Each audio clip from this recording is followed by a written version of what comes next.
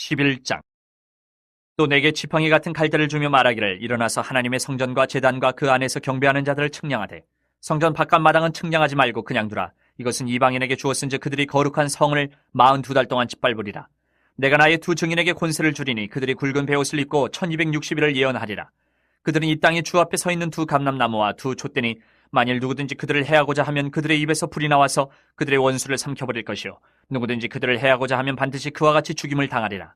그들이 권능을 가지고 하늘을 닫아 그 예언을 하는 날 동안 비가 오지 못하게 하고 또 권능을 가지고 물을 피로 변하게 하고 아무 때든지 원하는 대로 여러 가지 재앙으로 땅을 치리로다.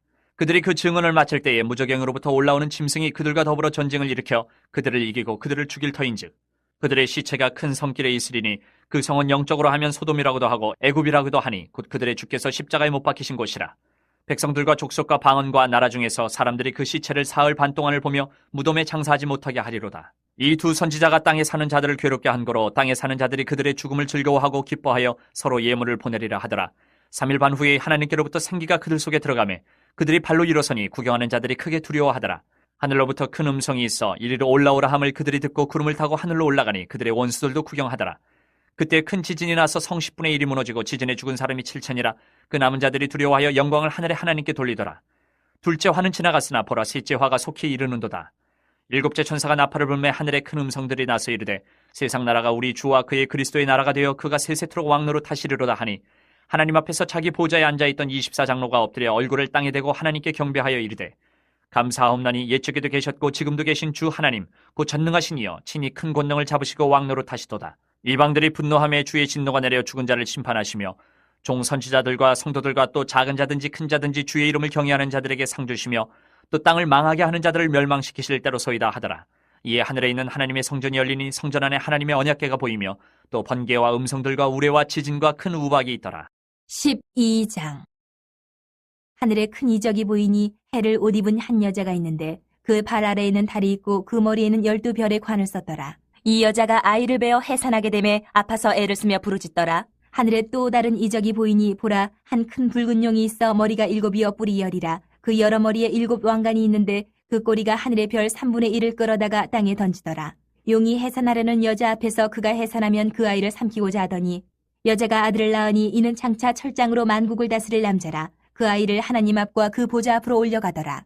그 여자가 광야로 도망하매 거기서 1260일 동안 그를 양육하기 위하여 하나님께서 예비하신 곳이 있더라. 하늘에 전쟁이 있으니 미가엘과 그의 사자들이 용과 더불어 싸울세 용과 그의 사자들도 싸우나 이기지 못하여 다시 하늘에서 그들이 있을 곳을 얻지 못한지라.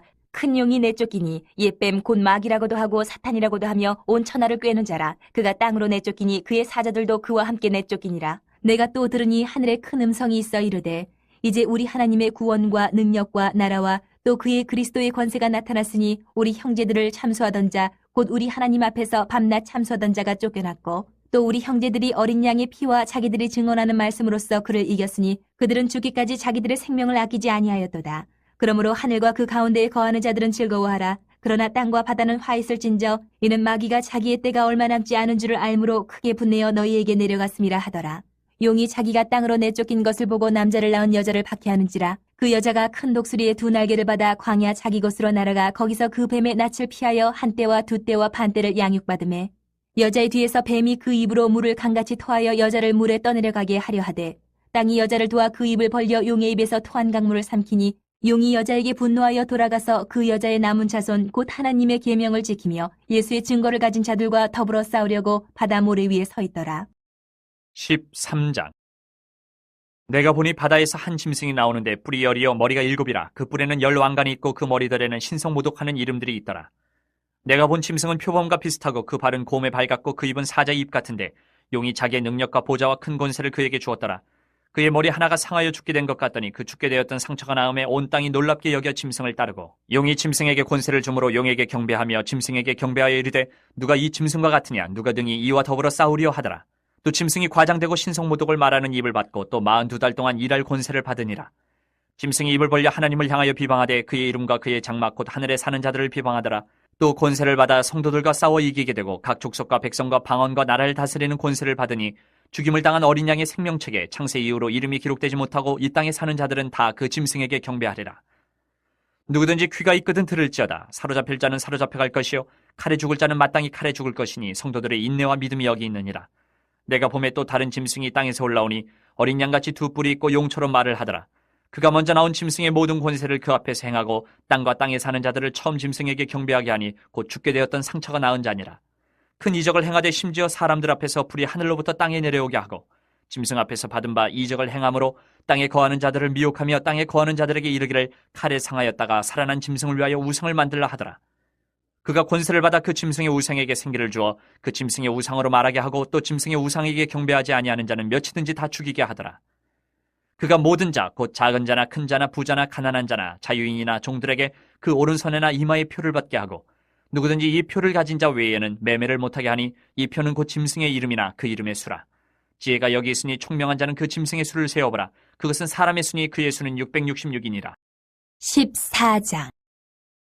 또 내가 보니 보라 어린 양이 시온산에 섰고 그 함께 14만 4천이 서 있는데 그들의 이마에는 어린 양의 이름과 그 아버지의 이름을 쓴 것이 있더라. 내가 하늘에서 나는 소리를 들으니 많은 물소리와도 같고 큰 우레소리와도 같은데 내가 들은 소리는 검은 고 타는 자들이 그 검은 고를 타는 것 같더라.